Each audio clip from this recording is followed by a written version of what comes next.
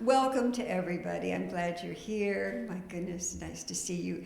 Well, let's start with a little joke. So there was a couple getting married, and they went to the bakery, and they had this elaborate cake that they were planning on. And the baker showed them. They said, well, they wanted a verse put on the wedding cake.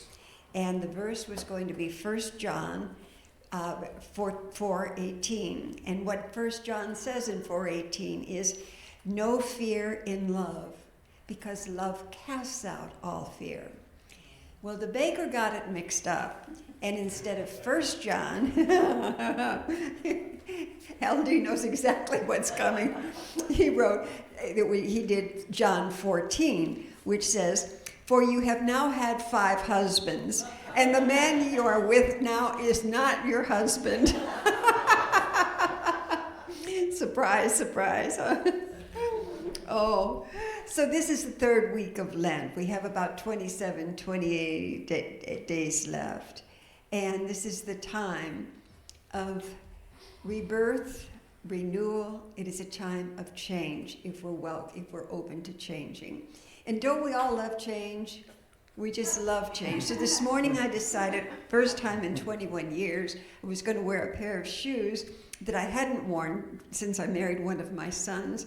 And I put them on, and the first thing Megan said is, you're limping. So I think this change may be put back in the closet for a while. So courage. We've been talking about courage this month.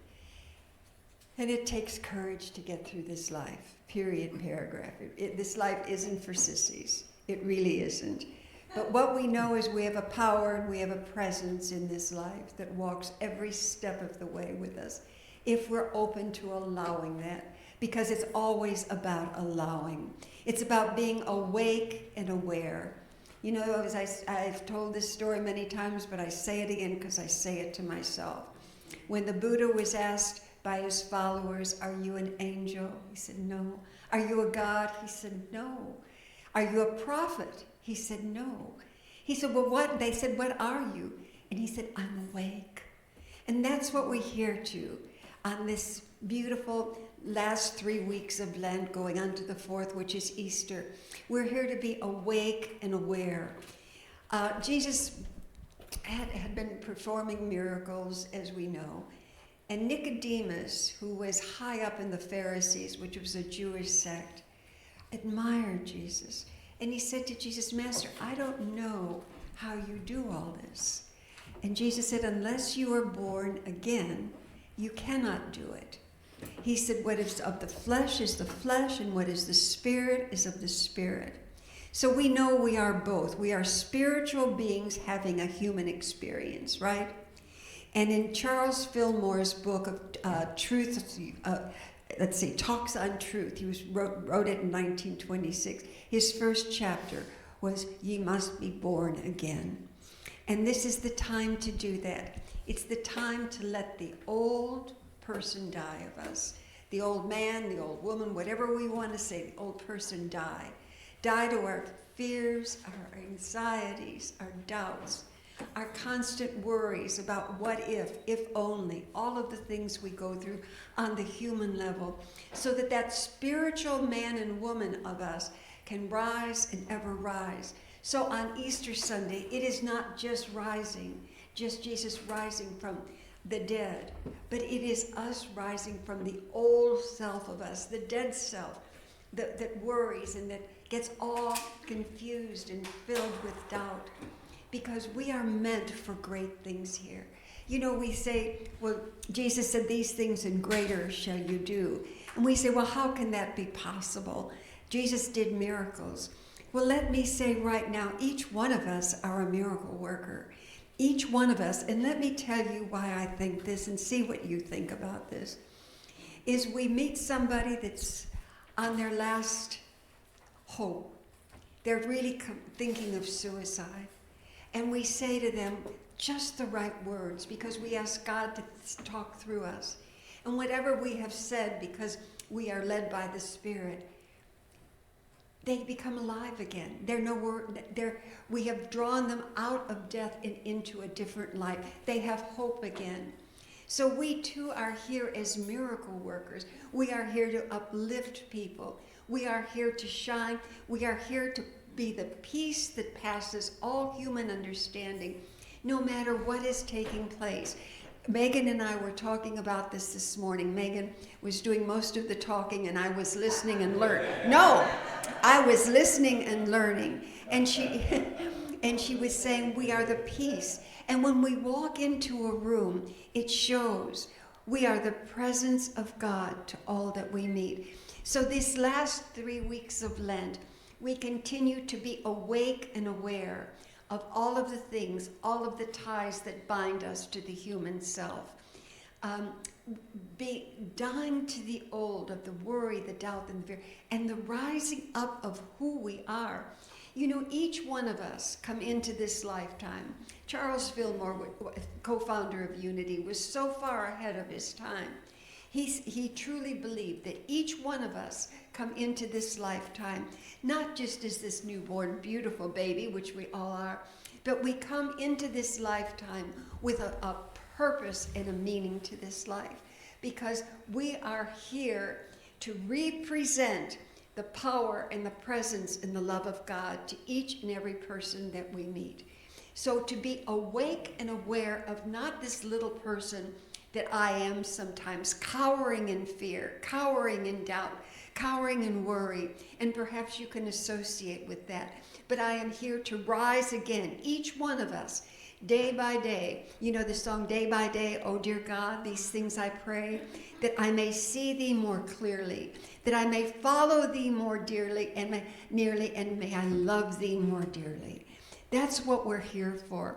We are an inspiration to life itself, because you know what? Life is a kaleidoscope. We all remember as children those kaleidoscopes, and each one of us is the light of the kaleidoscope is so beautiful. But if we don't play our part in that light, then that light of ours is never is dark. You know, this little light of mine, let it shine. The life, all life needs us as long as we're here. It needs us to represent the power and the presence and the love of God to all that we meet. People may have no idea what they're seeing when they see us, but what they know is if we are in that awareness that I am here for God, they feel something. Something changes within them because they sense something different. We are carrying with us the power and the presence and the love of God. We let go of the human doubt and fear, and we stand in courage. We have the power to change. And I want to read you the courage to change. What the dictionary says about change is the state or quality of mind or spirit that enables one to face danger, fear, or vicissitude with self-possession, confidence, and bravery. So as we go through this last 3 weeks, going on to Easter Sunday, and we have the courage to accept change. And boy, oh boy, aren't we seeing change? We are seeing change in the world, the United States, and I'm wondering if you, like me, have seen so many changes. I know people in this congregation have had deaths, are thinking of big moves, which is huge change. We've all had change in every part of our whole being. How are we reacting to that? You know, we have little changes in our life. Getting up in the morning, we change our hair, we change our route to work, we change our diet. We can do that. That's the human self. We can do all of that. But where the spiritual self, the awakened self of us, comes in is when the big changes come into life. When we walk through a storm, what do? Do we keep our head up high? Pardon? Sorry. Oh, that's okay, Chris. Did you have something? No, I said because you'll never walk alone. Oh, we never walk alone. The first unity principle is God is everywhere and always present.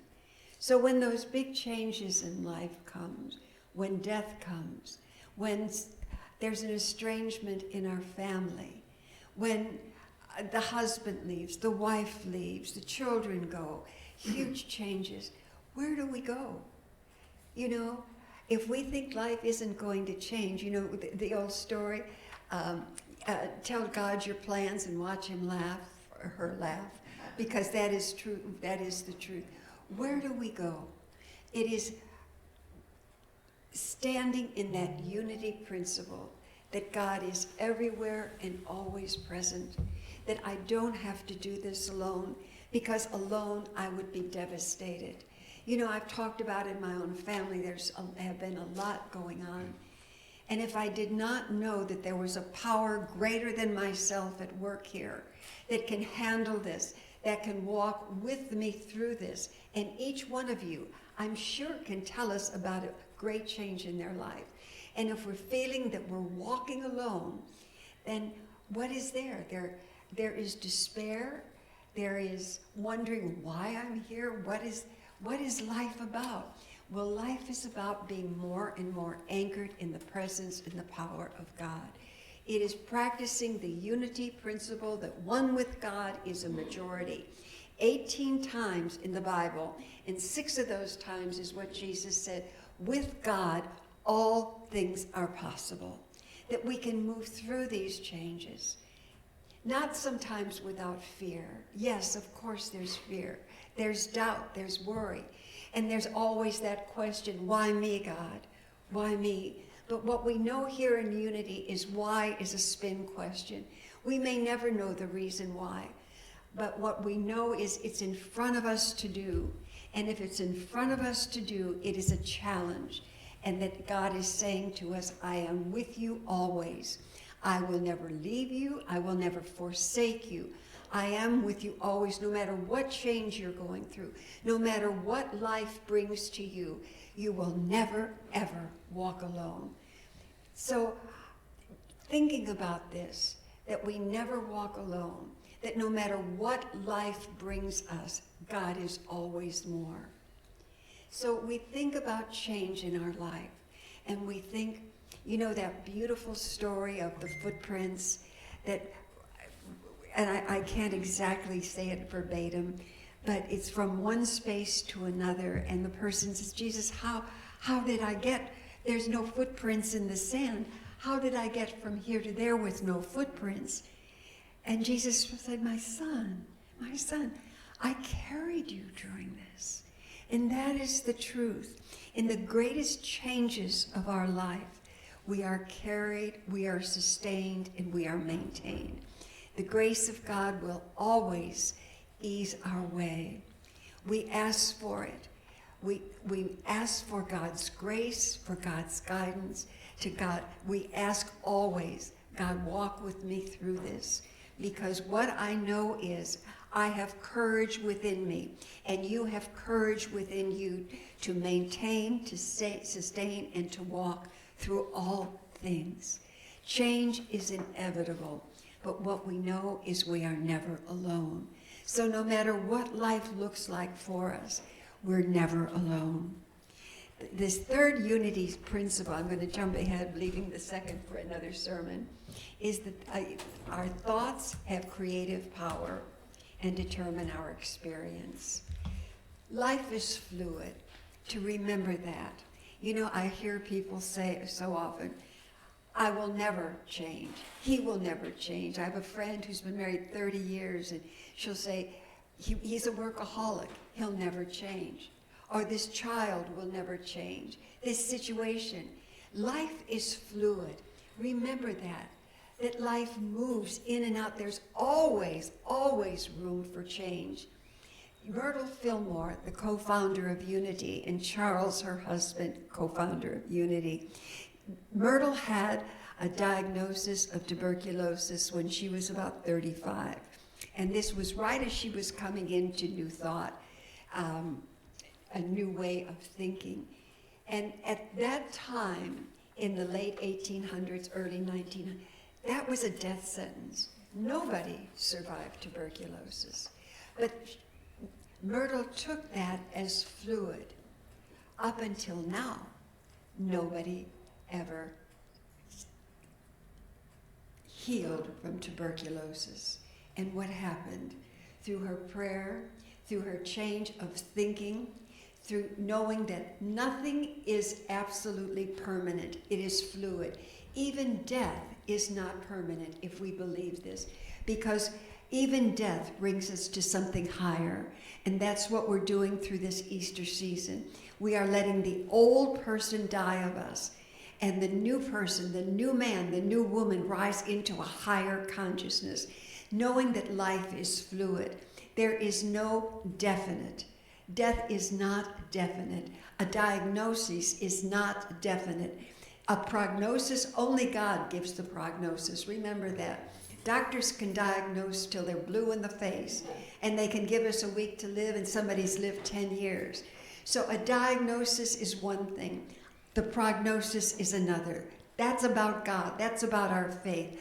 Life is fluid. Do not ever give up. You know, the story of the old Indian, which is an old story, but I love it so much, where the old Indian chief is there, and the young Indian comes up to him, and he says, grandfather, he said, you know, I have two devils inside of me. He said, and I don't know which one to feed. He said, there are two things going on. He said, one is fear and doubt and anxiety, and the other is ease and grace and love and peace. He said, grandfather, what do I do? Which one do I feed? And the grandfather said, it's up to you which one you feed. So as we go through these last days, these 28 days of Lent, which one will we feed? Will we feel that, oh, it'll never change? He'll never change. The child will never change. Or do we go through knowing life is fluid? With God, all things are possible. Jesus could have never gone through what he went through without that deep knowing that he was not alone, that God was with him every step of the way. And while the old man died of Jesus consciousness, the new man rose in such beauty and splendor and glory. And that's what we're called for right here and right now. The third thing I'd like to talk about is how big is your God and how big is your problem? You know, I was walking into the house the other day, maybe it was Monday. I was tired to begin with. And what do they say? We should never be hungry, angry, lonely, or tired. I was tired to begin with. I was carrying heavy groceries in. And as God is my witness, I was walking through the threshold of my house. And I was going through the events that have happened. And there's been a lot in my own life that has happened since January. Some serious things. You know, I have 7 grandchildren. One tried to commit suicide. Another's having all kinds of difficulties, really serious difficulties. And my son lost a home because it burned in the Palisades fire. There's been a lot, and I'm not trying to compare it with anybody else. I'm just saying this is what was going on for me. And I was really discouraged as I was walking in the house. And I know better than to say, why me? Except I wanted to say, why me? That's exactly what I wanted to say. But all of a sudden, that thought came back to me. How big are your problems? Or are they bigger than your God? Do we have big problems? Or do we have a mighty God? In unity, it tells us we have a mighty God. One with God. There's one life taking place, and that is the life of God. And we can live in the fear and the doubt and the worry and why me? Why did this happen? Or we can step into that place of knowing I have a mighty God. And no matter what is taking place in my life, I can walk through that storm. And I can hold the highest watch for that grandchild of mine that has suffered so much that he wanted at 18 to end his life. Or I can hold that high watch for another grandson who has struggled enormously with drugs and alcohol. Or I can say, well, let them just be and blah, blah, blah, and why me and all of that. Or I can step into a unity principle that says, right where they are, God is. And can I hold that fluidity of my life and allow that change in my thinking to know that right where each person is, God is. and what they are going through. They will be carried through. I don't know what the final result will be, but what I know is that God is right with each of these grandchildren that are having so many difficulties, that life is fluid, that they can change on a dime, and that they can be all that they were meant to be in the mind of God. And maybe that is what they are meant to be in the mind of God. Maybe that is their destiny. I don't know. But I know that they are God's children, and this is up to a power and a presence to take care of them. My job and your job in Unity Faith is to know the truth, that God, no matter what the situation, in death, in life, somewhere in between, in great change, in great sadness, in great whatever it is, if we truly know, as Unity teaches, we never walk alone. That our thoughts control our life truly. That if Myrtle Fillmore had not left that fluidity, that it was not a death sentence, that something bigger was taking place. God overcomes death in many ways, whether it is a death, true death of a person that we know that has gone to a higher good, or the death of a sentence that seems like a life sentence. Charles Fillmore fell off of a horse. Excuse me, I don't know if he fell off a horse, forgive me for the story, or he fell ice skating. It was one or the other. Maybe it was ice skating. Maybe he was riding the horse on the ice. And we can make that up any way we want, can't we? Anyway, bottom line is he broke his hip. And in those days, in the 1800s, what did they do for a broken hip? Obviously, they didn't take you into surgery, pin it back together, and you walked fine. He had one leg that was 3 inches shorter than the other, so it was always a limp. And people that know limps know that it takes a lot more energy to walk that way. I've done that myself. Anyway, again, that looked permanent. The doctor said this will never change. And the fluidity of knowing that with God, all things can change. There is no definite. Not death is definite, not anything that's transpiring in our life. Myrtle held that awareness. Charles held that awareness, that life is fluid, that life can change. And it's written in all books. His leg grew, so he walked perfectly. Her lungs healed, so she could breathe perfectly. We can go through all kinds. We watched fishermen, the 12 fishermen, 11 really, because Luke was a physician, but of the apostles, but the 11 apostles that were fishermen, uneducated fishermen, and we watched the change in them because they were willing to let go of the old, and they became fishers of men. They changed history. They traveled all over talking about the good news that one with God is possible and that Jesus always walks with us. So it's up to us these last days of Lent to be able to face the challenge of life with courage. And it's not just our courage. Our human courage can fail real quickly. As I was walking into the house the other day, my human courage was right there. Yeah, my human courage that was doubting itself.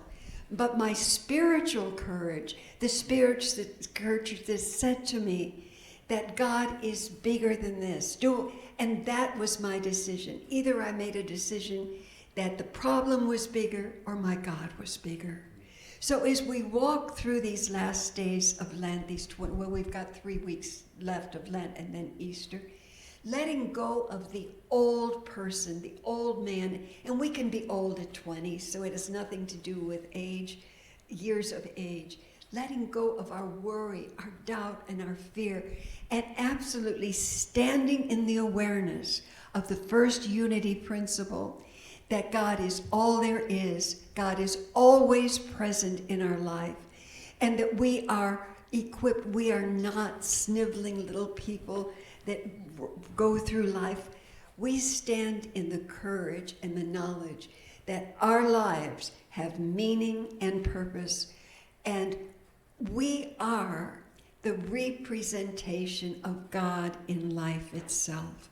And we say, who, me? How could that be? That is the truth. That is the spiritual truth. Each one of us came in with a purpose. And that purpose, we think, well, I'm an accountant, I'm a doctor, I'm a nurse, I'm a teacher, I'm a homemaker. Absolutely we are. But we are something way more than that, because we are here to bring God in, to bring the activity, the courage, the grace, the ease of God into every single thing we do. It's about releasing the fear.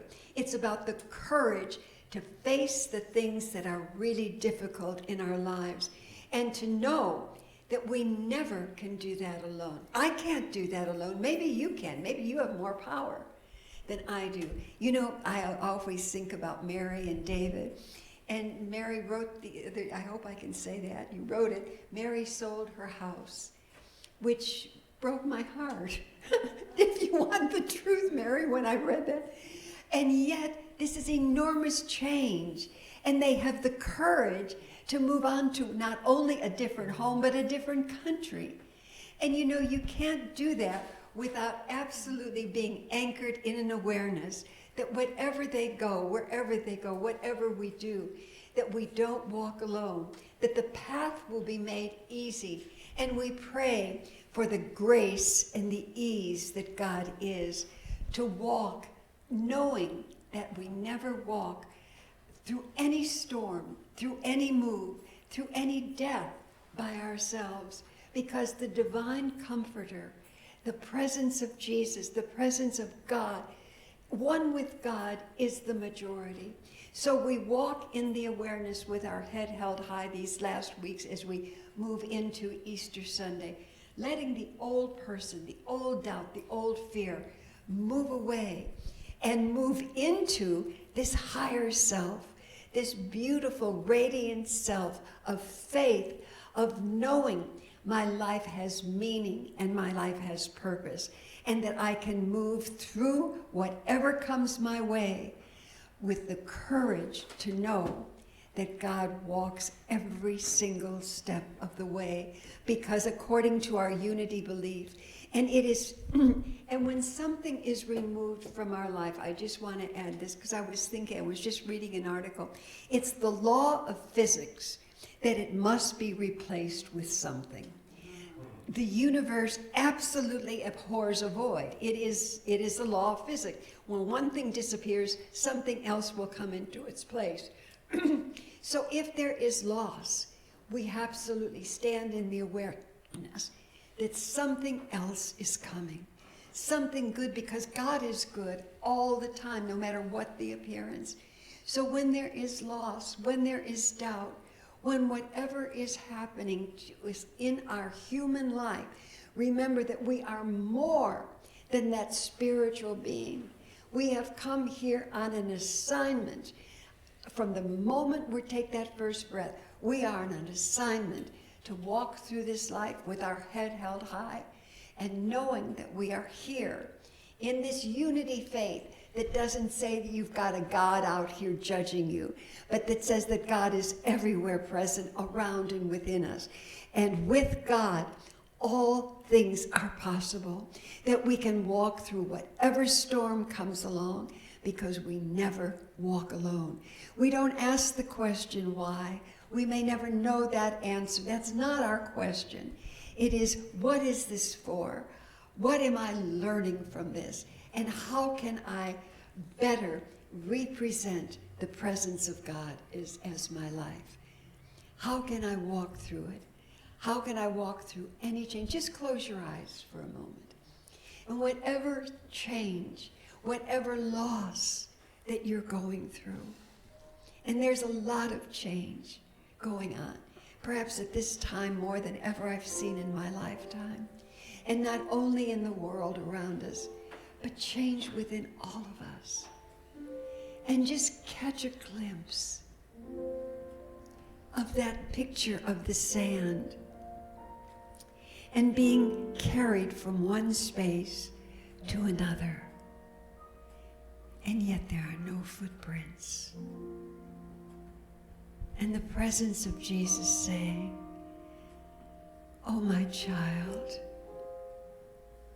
when you were in worry, when you were in doubt, when you were in such great fear, I picked you up and I carried you. For I am with you always." Take a deep breath.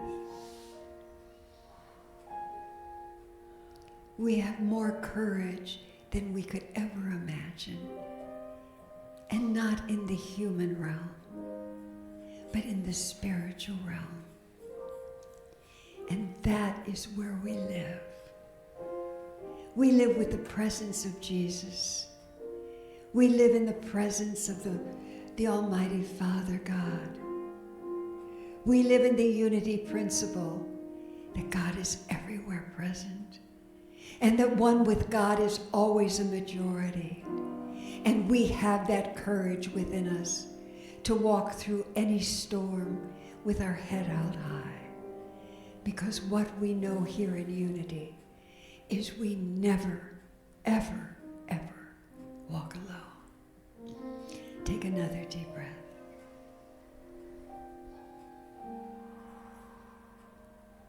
And so it is. Amen.